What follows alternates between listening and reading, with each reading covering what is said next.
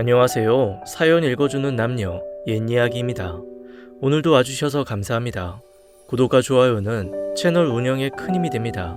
꼭 부탁드리며 오늘의 사연 시작하겠습니다. 안녕하세요. 저는 청주에 살고 있는 올해로 55살이 된 여성입니다. 저는 남편과 10년 전에 이혼을 했어요. 정말 연구 대상을 삼고 싶을 정도로 특이한 사람이었습니다. 그래도 함께 살아보려고 무던히도 노력했었는데 그날의 사건 이후 아들이랑 딸이 먼저 이혼을 하라고 했습니다. 얼마나 아버지로서 더러운 꼴을 보였는지 자식들이 먼저 등을 돌릴 정도였죠. 지금 생각해봐도 참 보잘것없는 인간이었네요. 남편은 매사의 모든 일이 용두삼이었습니다. 타고난 운이 좋은 건지 매번 하는 일들은 별다른 노력을 안 해도 술술 일이 잘 풀려나가는 타입이었어요. 하지만 노력이라는 걸 전혀 모르는 인간이었기에 하늘이 운을 손에 쥐어줘도 그게 얼마나 소중한 것인지를 모르고 똥 닦는 데 쓰는 인간이었습니다. 한심한 인간이었죠. 제가 그 인간을 만난 건 지금으로부터 30여 년 전 일이에요. 저는 그 당시 작은 공장 격리로 있었어요. 빵들을 만드는 공장이었는데 남편은 그 공장에 계란을 납품하는 업자였습니다. 규모가 워낙 작아 지역 문방구나 구멍가게에 빵을 납품하는 공장이었죠. 남편은 그 당시 참 성실한 사람으로 보였습니다. 자기 일에 자부심을 갖고 열심히도 일하더라고요.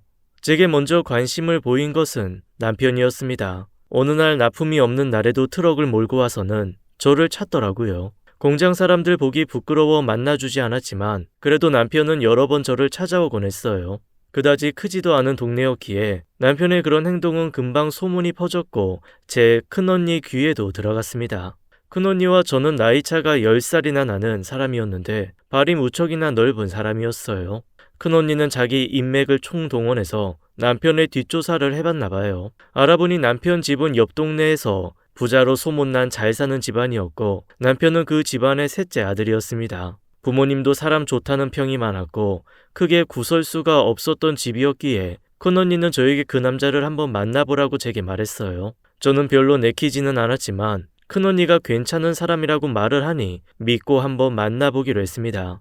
그 남자는 저보다 7살이나 많은 남자였어요. 처음 만나서 실제로 대화를 나눠보니 참 매너도 좋고 순박한 사람이었어요. 저보다 7살이나 많은 사람이었는데 제게 꼬박꼬박 존댓말도 해주는 모습도 마음에 들었죠.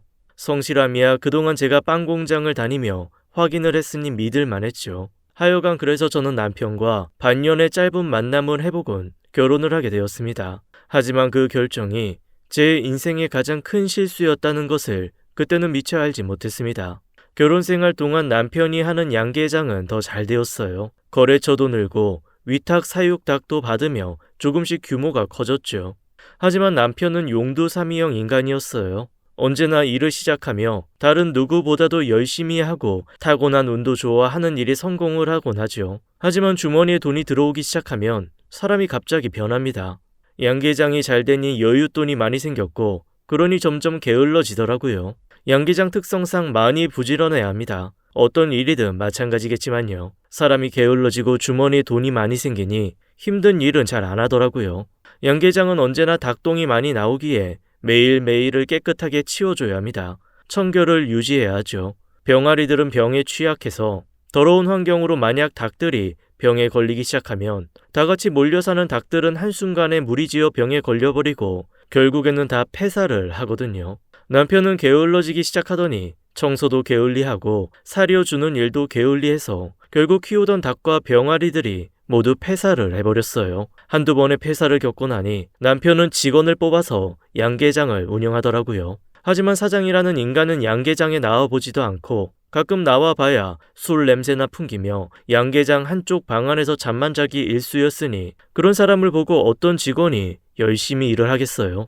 거래처와의 약속도 매번 어기다 보니 양계장은 나날이 어려워졌어요. 그렇게 몇 번의 폐사를 더 겪고 나니 결국 모아둔 돈도 다 써버리게 되고 거래처도 끊기게 되었습니다. 위탁 사육 닭들도 남편의 부주의로 다 죽어버리니 큰돈까지도 보상을 해주게 되었죠. 나중에는 양계장 난방을 위한 기름값도 그리고 병아리 사료값도 줄 돈이 없어 결국 양계장은 폐업을 하게 되었습니다.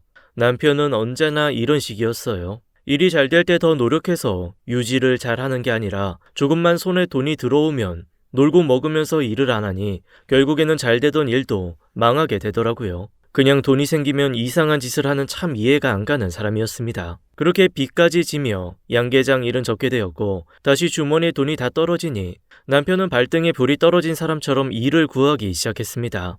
남편은 같은 양계장을 하던 지인을 통해 계란을 구입해서 양계장할 때 사용했던 트럭으로 계란을 팔기 시작했습니다. 차에 계란을 싣고 이 동네 저 동네 방송을 하고 다니며 계란을 저렴하게 팔았죠. 역시나 타고난 운이 좋은 남편이었는지 트럭에서 계란을 파는 일은 잘 되었어요.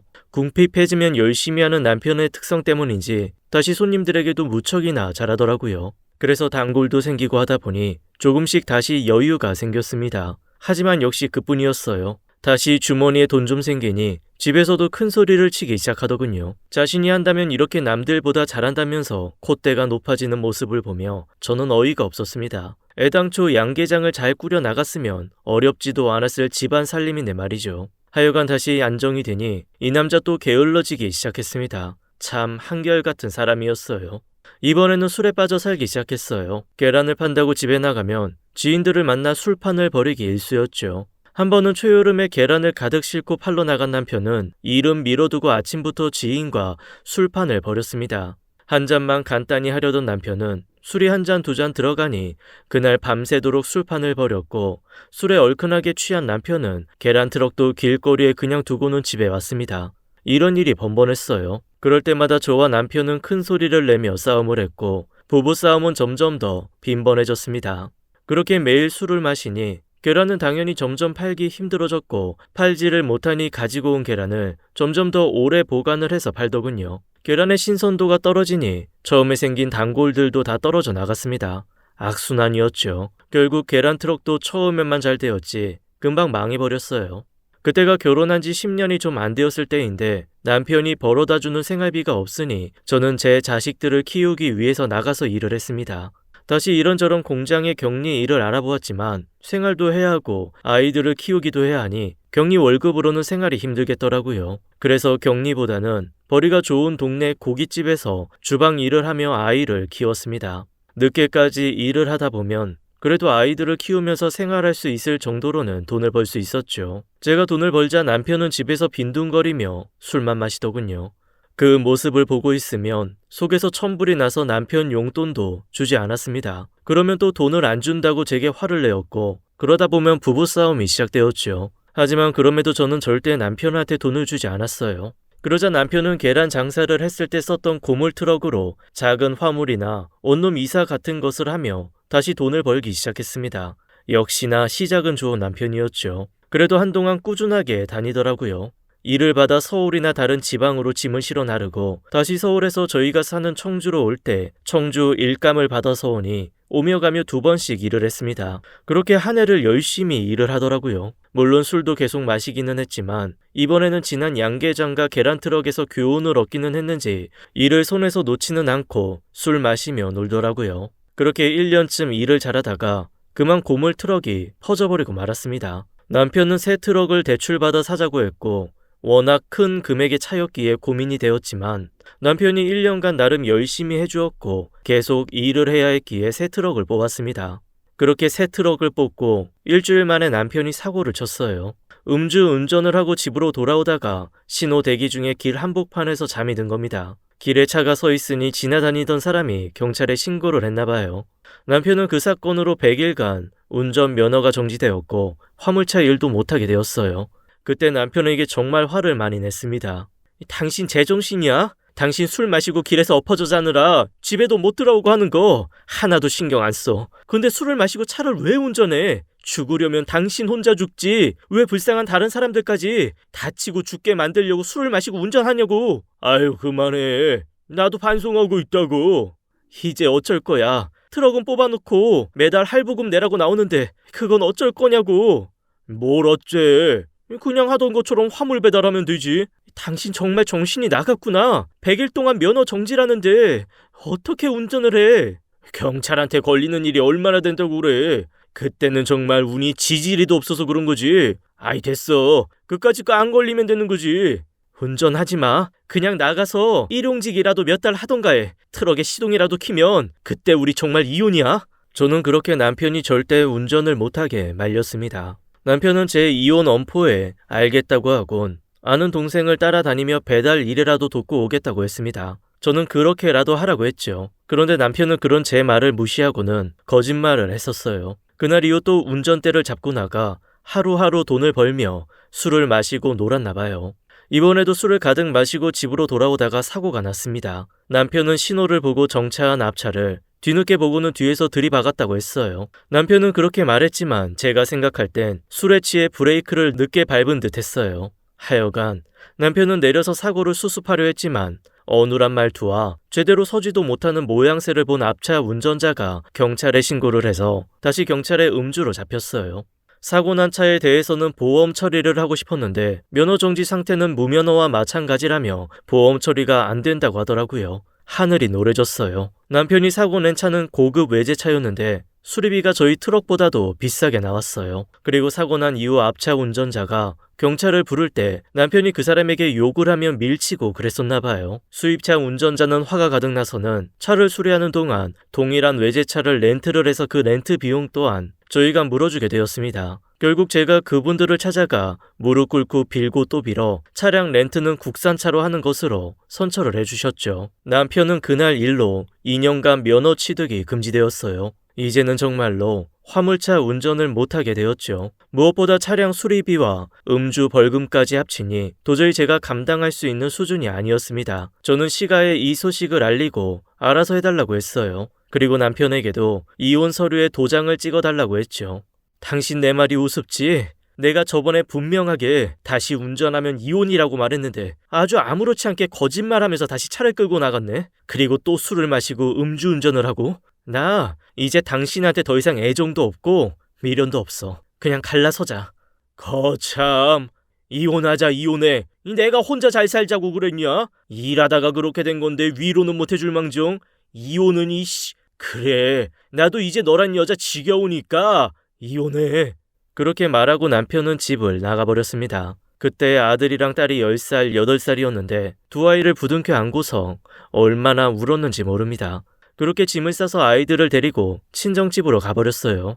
남편도 한동안은 저를 찾지 않더군요. 그러다가 한 달쯤 되었을 때 남편이 친정집으로 찾아왔어요. 저희 가족들에게 무릎을 꿇고 용서를 빌며 이혼까지만은 가지 말아달라고 빌더라고요. 저는 이미 마음 정리됐으니 더 이상 서로 못 볼 걸 보지 말고 나가라고 했어요. 남편은 자식들이 마음에 걸렸던지 제게 계속 빌었죠. 그래도 적어도 자식들에게는 큰소리 한번 안 치고 항상 웃어주던 남자였거든요. 그렇게 냉랭하게 있다 보니 둘째 오빠가 남편을 데리고 집 근처 호프집으로 나갔습니다. 그리고 둘이서 한참을 안 들어오더라고요. 무슨 일인지 궁금한 첫째 언니도 호프집으로 갔고 한참 뒤에 언니가 집으로 돌아와 저를 데리고 남편과 둘째 오빠가 있는 호프집으로 갔습니다. 평소 술을 안 마시는 저지만 그날은 남편을 노려보며 맥주를 벌컥벌컥 마셨어요. 둘째 오빠는 남편과 한참 이야기를 해보았고 몇 가지 서로 합의를 했다며 저에게 말해주었습니다. 첫째는 이제 운전을 하지 않는다. 둘째는 술은 일주일에 한 번만 마신다. 셋째는 당시 둘째 오빠가 운영하고 있는 인테리어 업체에서 도배사 일을 한다. 그리고 마지막 넷째는 일을 하고 번 돈은 모두 제가 맡아서 가게 살림을 하는 것에 사용한다였습니다. 이 모든 것은 남편이 둘째 오빠에게 이혼을 하지 않는 조건으로 제안한 거라고 했어요. 그렇게 그날 제게 싹싹 비는 남편을 저는 한참을 고민 끝에 딱 한 번만 더 용서를 해주기로 했습니다. 남편이 새로 뽑은 트럭은 사고 때문에 시세보다 한참 싸게 중고로 팔았어요. 어차피 남편 운전면허가 취소되었고 몇 년간 다시 따지도 못하였기에 팔아버렸죠. 정말 손해가 너무 컸어요. 그래도 감사하게 둘째 오빠와 첫째 언니가 물적으로 많이 도와주셔서 어느 정도 수습은 할 수 있었습니다. 그날 이후 남편은 둘째 오빠 인테리어 가게에서 일을 하게 되었어요. 용두삼이 인간인 남편은 역시나 처음에는 무척 일을 잘 배우고 잘하더라고요. 매일을 버스로 출퇴근했고 술은 일주일에 한두 번 정도만 마셨습니다. 저는 남편이 또다시 헛짓거리를 할까봐 신경이 매우 쓰였죠. 그런데 제 우려와는 달리 남편은 그날 이후 사람이 확 변해서 성실하게 잘 살더라고요.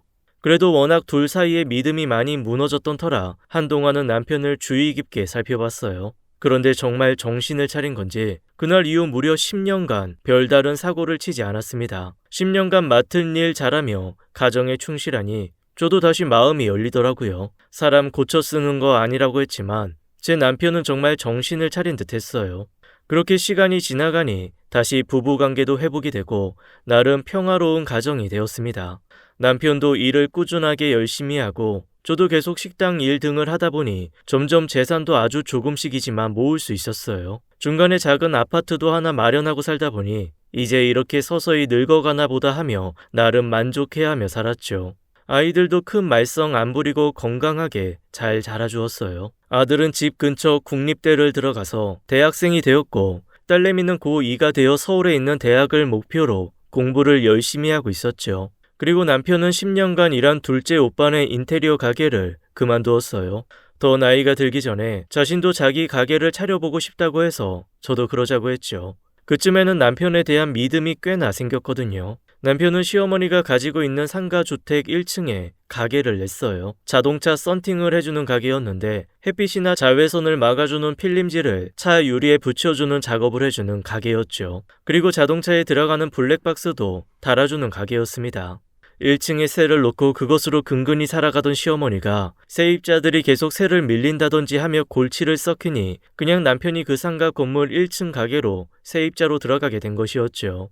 저는 좋다고 생각해서 그러자고 했어요. 그 당시 시어머니 연세가 8순이 넘으셨기에 아들 중 한 명이라도 가까이에서 있는 것이 좋을 것 같다 생각되었어요. 남편은 1층에 자동차 썬팅샵을 차려두었고 그 건물 지하에는 가게 사무실과 그리고 물건을 보관해두는 창고, 그리고 잠깐 쉬거나 씻을 수 있는 작은 욕실이 딸려있는 방을 만들어 두었어요.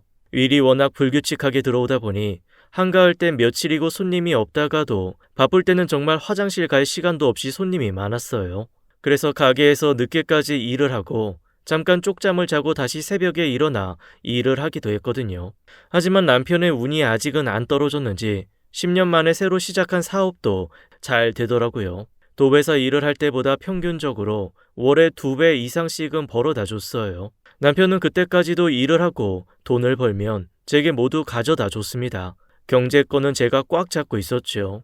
그러다가 남편이 사업을 시작해서 사업상 들어가고 나가고 하는 돈이 많아지다 보니 제가 남편에게 생활비만 매달 정해서 제게 입금해주고 나머지 돈은 남편에게 관리를 하라고 했습니다. 사업하는 사람은 남편이니 알아서 잘할 것이라고 믿었죠. 그렇게 1년간 참 열심히도 일을 하더라고요. 주변에서 평도 좋아지고 한번 가게를 왔다 간 사람들이 지인들을 소개해 줄 정도로 남편은 친절하게 운영을 잘했습니다.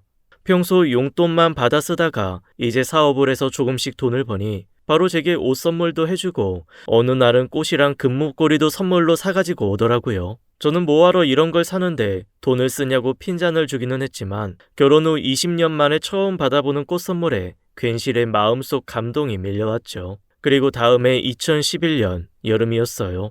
그해 여름은 무척이나 장맛비가 심하게 내렸습니다. 하루 종일 주룩주룩 내리는 비를 보며 그날 낮에는 집에서 쉬며 드라마를 보고 있었죠. 그리고 저녁쯤에는 친정엄마 생신으로 친정부모님과 오빠 내외가 놀러와 있었죠. 다 같이 저녁을 먹으려고 저녁 준비를 했습니다. 그런데 남편이 퇴근을 안 하더라고요. 그쯤엔 장마철이라 일이 별로 없었거든요. 그래서 언제나 7시가 되면 남편은 가게 일을 모두 정리하고 집에 와 있을 시간이었어요. 그리고 그날은 처가에서 미리 놀러 온다고 약속을 했던 터라 늦어도 6시까지는 집에 오기로 남편이 약속했었거든요. 딸내미한테 아빠한테 전화를 해보라고 해도 남편은 전화를 받지 않았어요. 핸드폰으로 해도 가게 전화로 전화를 해도 전화를 안 받더라고요. 그때 아들이 들어왔는데 홀딱 젖어서 물에 빠진 생쥐꼴로 집에 들어왔어요. 할머니 할아버지 안녕하세요. 와 엄마 비 엄청 내린다. 아니 비 많이 와? 처음 봤어. 이렇게 비 많이 쏟아지는 거. 막 집 앞에 보니까 맨홀도 뚜껑 열려서 물 역류하고 난리도 아니던데? 저희 무심천도 물 가득 차서 도로로 흘러나오겠어. 아이 그 정도야? 뭐 어쩌니? 근데 아빠는? 아직 안 들어오셨어. 이 양반 걱정되게 전화도 안 받네. 이서방한테 무슨 일 있는 거 아니야? 이렇게 비가 쏟아지는데. 에이 뭐 좀 늦는 거겠지. 아들은 젖은 몸 때문에 바로 화장실로 씻으러 들어갔습니다. 저는 밖에서 쏟아지는 비를 보니 마음속 불안감이 점점 더 커졌어요. 그때 아들이 화장실 문을 급하게 벌컥 열고 나왔어요. 엄마, 아빠 지하 사무실 바깥창 아직 안 고쳤지? 아들의 그 말 한마디에 저는 가슴이 철렁하고 내려앉았습니다. 남편의 1층 가게 밑에 잡다한 물건을 보관하는 창고와 가게 사무실로 사용하는 지하 1층에는 환기를 위한 작은 창이 한쪽 벽면 천장 쪽에 길게 있었어요. 평소 그곳에는 샤시와 나무벽을 쳐두어 빗물이나 외부 쓰레기들이 들어오는 것을 막아주고 있었는데 그때는 샤시가 낡아서 틈이 많이 벌어지고 휘어져 있는 상태였고 남편이 새로운 샤시로 교체를 한다고 나무벽도 모두 철거를 해둔 상태였죠. 그런데 장마 시작 전 갑자기 일이 바빠졌고 장마 시작 후에는 비가 와서 작업을 못하고 방치해둔 상태였습니다. 하지만 평소 일반적으로 비가 왔다면 문제가 없었겠지만 오늘처럼 도로가 물에 잠기고 맨홀에서 빗물이 역류할 정도로 비가 많이 내린다면 충분히 남편이 있는 지하에도 빗물이 넘쳐 들어갈 수 있겠다는 생각이 들었어요. 그리고 하필 지금 남편이 전화를 아무리 걸어도 받지 않자 무서운 생각이 들며 걱정이 되었죠. 그게 무슨 말이야? 오빠 남편 있는 상가가 지대가 좀 낮아서 비가 이렇게 많이 오면 지하 사무실로 빗물이 넘쳐 흐르는 것 같아서. 그걸 이제 말하면 어떡해? 사무실 어딘데? 멀어. 차 타고 10분 정도는 가야 해. 아이고 얘야, 빨리 가보자. 그렇게 저희 가족은 누가 먼저라고 할 것도 없이 바로 집을 뛰쳐나가 남편 가게로 향했습니다. 아들이 남편 가게로 미친 듯이 운전을 했고 저는 조수석에 앉아 바로 시어머니에게 전화를 했어요. 뒷좌석에는 친정 부모님과 친정 오빠를 태우고 달렸죠. 여보세요. 어머님. 네, 재수씨. 저예요. 아주버님? 네. 저 잠시 어머니 모시고 집에 와 있어요. 어머니 지금 주무시는데 무슨 일 있으세요? 아주머님 집이시면 지금 출발하시면 저희보다 빨리 도착하실 수 있을 것 같은데 빨리 어머니 집 지하에 좀 가주세요. 지하요? 충안이 사무실이요? 왜 그러세요? 무슨 일 있어요? 아무래도 지금 비가 너무 많이 와서 지하에 물이 셀까 봐서 그래요. 남편이 전화도 안 받아서 걱정돼서요. 충안이가 전화를 안 받아요? 알았어요. 제가 바로 가볼게요. 아주버님, 저도 지금 가는 중이에요. 그렇게 저희는 빗길을 달려서 남편 사무실에 도착했어요. 남편의 1층 가게는 불이 다 꺼져 있었고 문이 잠겨져 있었습니다. 그때 아주버님 차도 도착을 했습니다. 차에서는 아주버님 내외와 시아버지가 내리셨죠. 중안이는 만났어요? 아직이요. 저희도 방금 도착했어요. 그럼 뭐예요? 빨리 내려가 봅시다. 저희는 급하게 지하에 있는 남편 사무실로 내려가 보았습니다. 아들과 제가 걱정한 것처럼 남편 가게 지하는 계단에서부터 이미 물이 차올라와 있었어요. 내려가서 정문을 열려고 하는데 물이 배꼽까지 차올라서인지 문이 쉽게 안 열렸어요. 문을 두드리니 안에서 살려달라는 소리가 들려왔는데 남편 목소리였습니다. 저희는 더 이상 지체할 시간이 없고 남편이 지하 사무실에 있다는 사실을 확인해서 바로 119에 전화를 해서 상황 설명을 했습니다.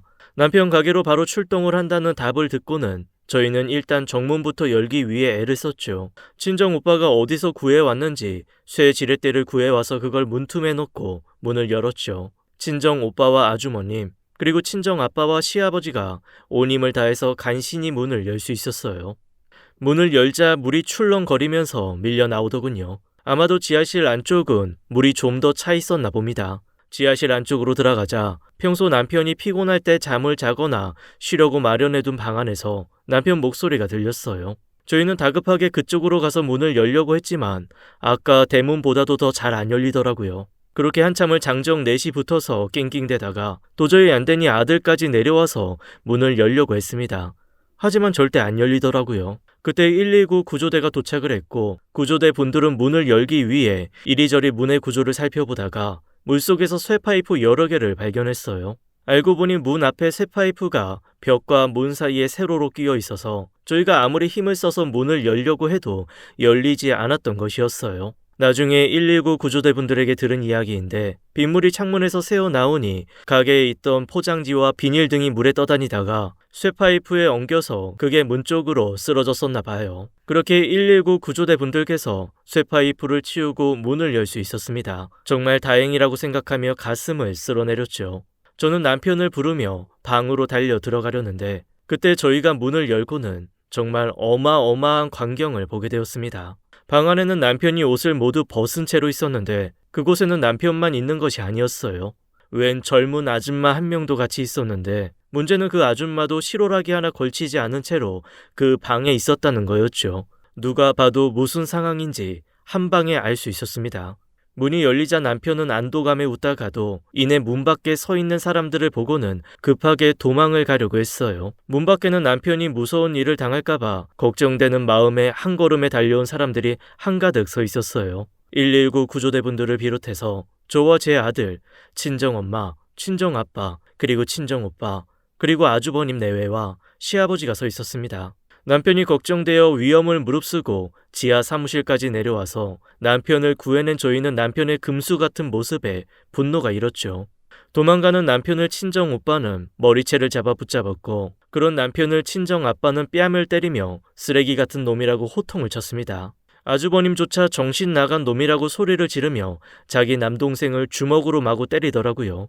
그런 모습을 119 구조대분들이 보면서 달려와서 말려대고 정말 개판이었습니다. 남편이 잘못되었을까봐 속으로 울면서 달려왔는데 대체 이게 뭔 황당한 상황인지 분노보다는 어이가 없더라고요. 그렇게 난장판이 되니 남편과 같이 있던 여자는 눈치를 보며 슬그머니 도망을 가려 했어요. 가까이에서 자세히 보니 그 여자는 남편 가게 옆집에 있는 작은 가게에서 미용실을 하던 여자였습니다. 그 여자는 방 밖에 벗어둔 자신의 옷이 물바다가 되어 어디로 갔는지 안 보이자 물속으로 들어가서는 얼굴만 내밀고는 개 헤엄을 치며 옷을 찾으러 다니더라고요. 그 모습이 볼상사나워 소리를 지르며 떠다니는 물건들을 닥치는 대로 집어서 던졌습니다. 남편 놈은 친정 오빠와 아주버님한테 맞고 있고 남편을 구하고자 출동했던 119 구조대분들께서는 그런 친정 오빠와 아주버님을 말리고 있었고 남편의 상간녀는 물속을 수영하며 떠다니며 지 옷을 찾고 있었고 저는 그런 남편의 상간녀한테 욕을 퍼부으며 물건을 집어 던지고 있으니 그야말로 아수라장이었습니다. 그 소라는 제 아들이 소리를 지르고 나서야 간신히 멈추었어요. 그렇게 남편은 아주버님에게 끌려가다시피 위층의 시어머니 집으로 갔고 남편의 상간녀는 간신히 자신의 옷을 물속에서 찾아 젖은 옷을 입고는 도망을 가버렸습니다. 저는 친정 식구들과 다 같이 시어머니 집으로 따라 올라가 남편 귀싸대기를 때렸어요. 야, 이 더러운 인간아, 부끄럽지도 않냐? 사람 고쳐 쓰는 거 아니라더니 딱 네가 그 짝이다. 이 더러운 인간아, 네 아들은 아빠 걱정된다며 한 걸음에 달려온 건데 넌 그 지하방에서 그러고 싶냐? 됐어. 어머니랑 형님 앞에서 그만해. 나도 충분히 부끄러우니까 그만 비참하게 하라고. 꼴에 부끄러운 건 알긴 해. 너도 대단하다. 10년 그렇게 조용하다가 손에 돈 좀 생기니 또 헛짓거리를 하고 어떻게 사람이 변하질 않냐. 우리 이제 그만하고 서로 각자 갈 길 가자. 이혼하자고.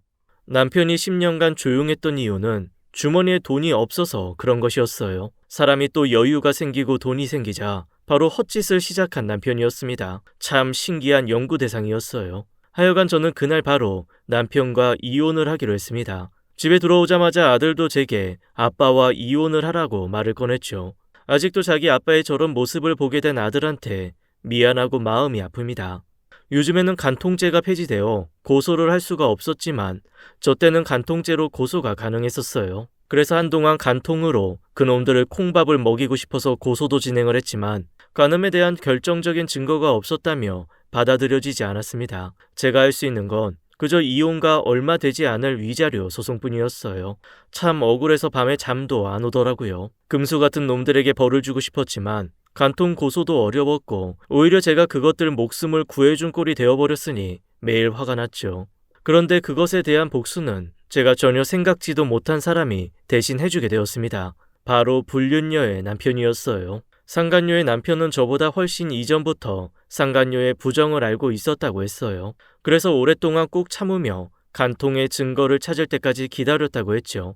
그런데 결국 제 남편과 상간녀의 불륜 현장을 급습해서 증거 촬영에 성공을 했던 것이었습니다. 남편은 제게 그날 지하방에서 불륜녀와의 그짓거리를 걸리고 난 이후 저와의 간통 고소가 진행 중일 때도 또 뻔뻔하게 그 불륜녀를 몰래 만나 계속 불륜을 저지르고 있었나 봐요.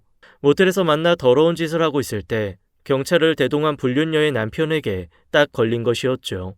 불륜녀의 남편도 당연하게 두 놈들을 간통으로 고소를 해버렸고 결국 판사님께서도 죄질이 나쁘다 하여 이례적으로 실형을 선고해 주셨어요. 둘 다 징역 6개월 선고를 받았죠. 그 인간과 같이 산 20여 년의 채증이 싹 내려가는 듯 했어요. 그날 이후 아들과 딸도 남편의 크나큰 실망으로 만남은 고사하고 연락도 차단해서 안 받고 있습니다.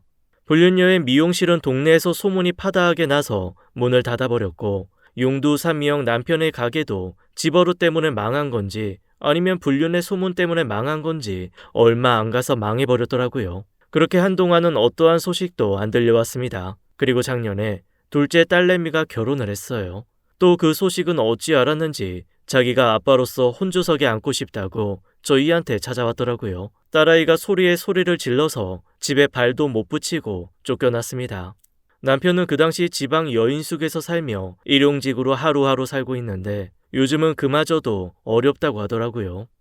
저도 싫고 아이들도 끔찍하게 싫어하니 다시는 이렇게 찾아오지 말라고 신신당부를 했고 남편은 알겠다며 축 처져서는 쓸쓸하게 가버렸습니다. 그날 이후 지금까지 본 적이 없네요. 적어도 자식이 자신에게 소중했다면 최소한 자식 보기 부끄러운 짓은 하지 말았어야 하지 않았납니다. 지금까지 제 이야기를 들어주셔서 감사합니다. 지금까지 사연 읽어주는 남녀 옛 이야기였습니다. 끝까지 함께 해주신 여러분 감사드리며 저희는 다음 사연으로 돌아올게요. 감사합니다.